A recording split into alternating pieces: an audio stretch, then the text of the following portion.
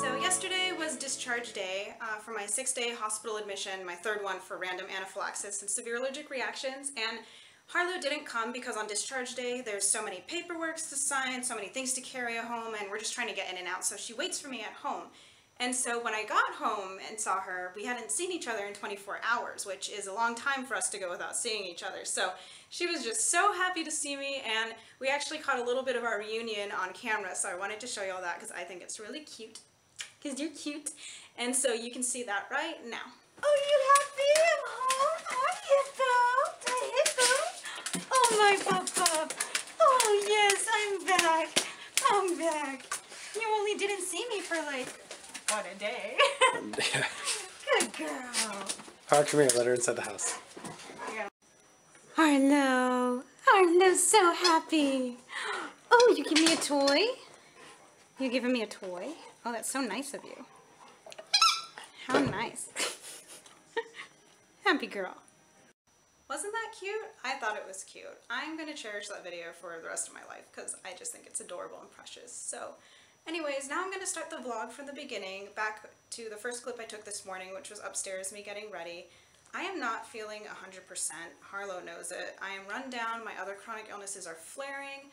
I am dizzy and weak just from all those allergic reactions, plus they could still happen, and I don't have access to IV Benadryl here to abort them from going all the way to anaphylaxis. So we are waiting to see what happens when I have my next reaction here at home. So thank you for joining me today in advance. You're going to see what it means for somebody who's chronically ill to try and recover from a lengthy hospital stay. And I am going to also go into detail about medications, protocols, doctors I'm seeing in the future. So thanks, I hope you enjoy this vlog today. Good morning, everyone. I'm happy to say you are joining me at home. I am home. Goodness, 3 pretty much back-to-back hospitalizations, 23 days inpatient, really makes you appreciate your home. I got to sleep in my own bed last night. It's just a surreal feeling to be here, and I actually feel clean. I don't know what it is at the hospital, but even though like I'm shower restricted because I'm a fall risk and all that, but I just cannot feel 100% clean there, but I do now. And you are joining me here on the floor. I'm upstairs, and Judd is at the Law Enforcement Academy. He can't take any more time off, remember, because if he does before his graduation date of March 1st, he has to repeat. So we're not letting him miss. I'm home by myself with Harlow, but I've got friends and family calling and checking in on me. We have emergency plans in place in case I do go into anaphylaxis, don't worry. But I cannot walk by myself, and since Judd isn't here to help me, I'm still very weak and dizzy from that whole anaphylactic allergic reaction ordeal. I kind of just mosey around on the floor, and then I carefully make my way down the stairs until I can get to my walker, and then I'm much more stable. But I just did my hair here on the floor. Really nice to have that freedom. And now I'm gonna get Har, and we're going to carefully make our way down the stairs. I just like sit on my butt and scoot down each step. I'm not gonna try walking that, trust me. Not that ambitious. Well, my walker is down there. There are 15 steps. We can do it, right, Harlow? Right? Yeah. Let's go carefully. How sweet is that? Judd made sure Harlow's food was ready, so I didn't have to bend over and do all the scooping out of that bin back there. He is such a great guy, always looking after me. All right, Harlow, you want to go out? You want to go out? Okay. Harlow, get back. Get back. Harlow, get back. Get back. Harlow, spin. Sit. Play. Okay. Smart dog. Oh, Harlow had breakfast, and now I get breakfast, which is some cornflakes. The breakfast at the hospital was really good. I got pancakes, bacon, and breakfast potatoes and cereal every day, but as much as the breakfast was nice there, I'm glad to be home eating my own food. So my walker's there. I could get up to get the blanket for myself because it's chilly in here, but that would require a lot of energy, and it would exacerbate my symptoms that I'm feeling, dizziness and weakness. So I'm gonna have Harlow do a task to help me with this. Harlow, get the blanket! Get the blanket! Do you like my slippers? I like my slippers. Good girl, Harlow, come here. Thank you, you're the best dog. Well, I've taken some naps and I've rested. I'm staying home all day, letting my body recuperate from this past admission, and I just wanted to update y'all and answer all of the questions I've been getting. So What we came away with from this past hospitalization is a new diagnosis, and it's idiopathic anaphylaxis. That is what the hospital's attending allergist diagnosed me with, and it basically means we don't know what's triggering my anaphylaxis, and it's a severe, somewhat atypical case because my episodes present in clusters, and then they taper out after about a week. And even though it's not normal, he says he's definitely seen it in patients before, and he attributes it to my high histamine levels and low immunity levels. Mast cell activation disorder isn't completely ruled out. I'm being referred to a more experienced specialist in that area, who I will see in 2 weeks.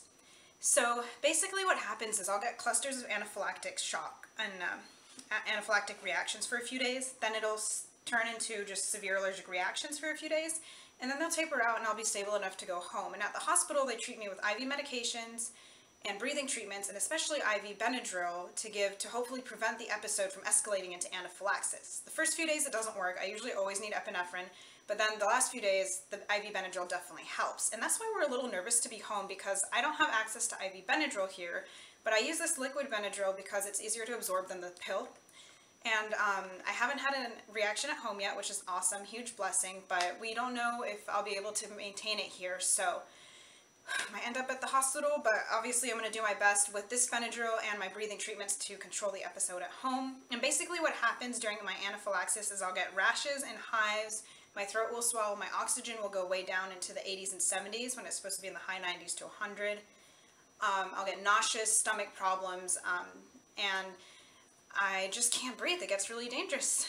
So they treat me at the hospital and take good care of me, and now I'm doing my best to take care of myself at home. So now I want to tell you about all of the doctors I'm going to be seeing due to this new problem. Tomorrow I'm seeing my POTS doctor, postural orthostatic tachycardia syndrome, my form of autonomic dysfunction, because he is one in charge of my port, so I'm going to inquire about IV Benadryl for home use as a last resort option, just in case we really can't get these anaphylactic episodes under control, because I've been in the hospital more than out of the hospital this year, and that's just not okay with me. And he needs to make that call, because if I use IV Benadryl at home, I'd have to leave my port access 24/7, which increases infection risk, but counter argument is, without the IV Benadryl at my disposal, I'm pretty much in the hospital where it's access 24/7 anyways, and hospitals aren't as sanitary as home. So I'm also seeing him to go over my echocardiogram results and a sonogram to look into median arcuate ligament syndrome, in which the celiac artery is compressed, causing digestive issues. Plus my POTS has just been flaring badly since all these reactions started, so it's good for me to see him as a follow-up. On Friday, I see my pulmonologist, which is my asthma doctor, because my asthma has not been great since the whole allergy started.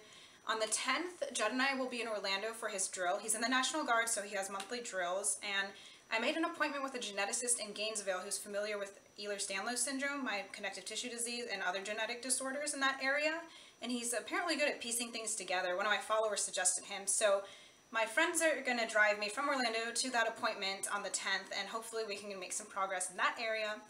On the 13th, I see a new neurologist for small fiber neuropathy, which is a muscular problem that hasn't been checked yet for me, and I've had muscular issues since I was a baby that no one's been able to figure out, so hopefully this new neurologist can help. I see the new allergist in Tampa on the 13th after that, and then I have another follow-up with my POTS doctor, which I don't know if I need to keep it yet, but he likes to see me often when I'm not doing well. So the 13th is going to be busy. On the 14th, I see a local ENT, ear, nose, and throat doctor, just to check my vocal cords to make sure there's no vocal cord dysfunction contributing to my anaphylaxis. I'm hopefully going to start my occupational therapy back up for my autism, because I haven't been able to go the whole month of January since all the hospitalizations. I have a follow-up with my regular neurologist for, my migraines and narcolepsy and epilepsy at the end of the month. And there's a possibility of me going out of state to see a mast cell expert, but I need to become stable in my health first. And then thankfully we're going to start up my home infusions again this week. I'm seeing my POTS doctor tomorrow, so he can send in the renewed scripts for all that. So good there.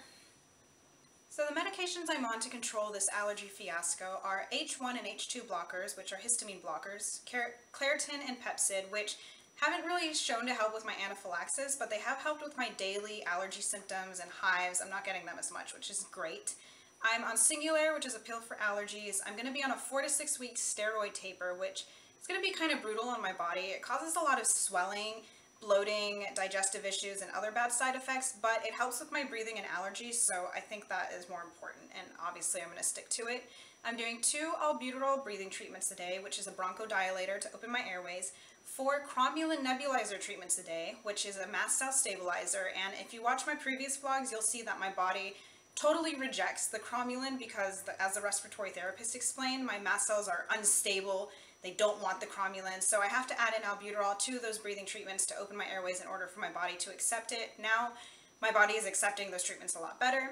I'm starting Xolair shots in February, which are supposed to help with allergic reactions, and that is all I'm doing for these allergic reactions right now. Maybe the allergist, when I see him on the 13th, will have more info to give me to hopefully manage these reactions better.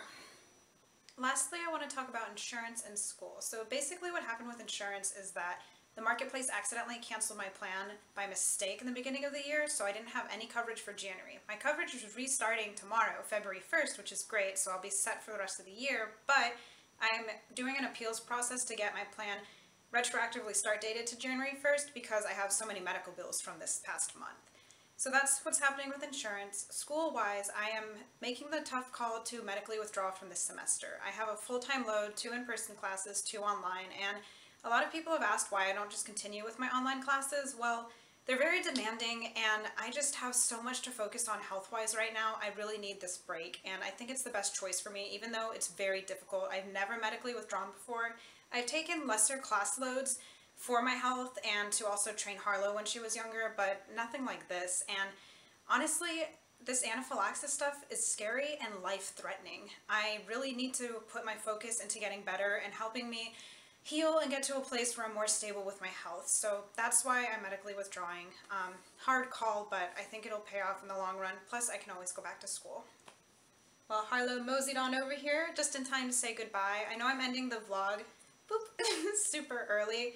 It's just because I'm honestly not doing anything else today except for napping and resting and napping and resting, waiting for Judd to get home, then doing that some more. So thank you for joining me today. I hope you've learned something and I've been able to answer your questions. I hope I've spread some awareness about chronic illness and what it really means to live and battle these things every single day. So feel free to reach out if you have any questions. And once again, thank you for joining us on our adventure.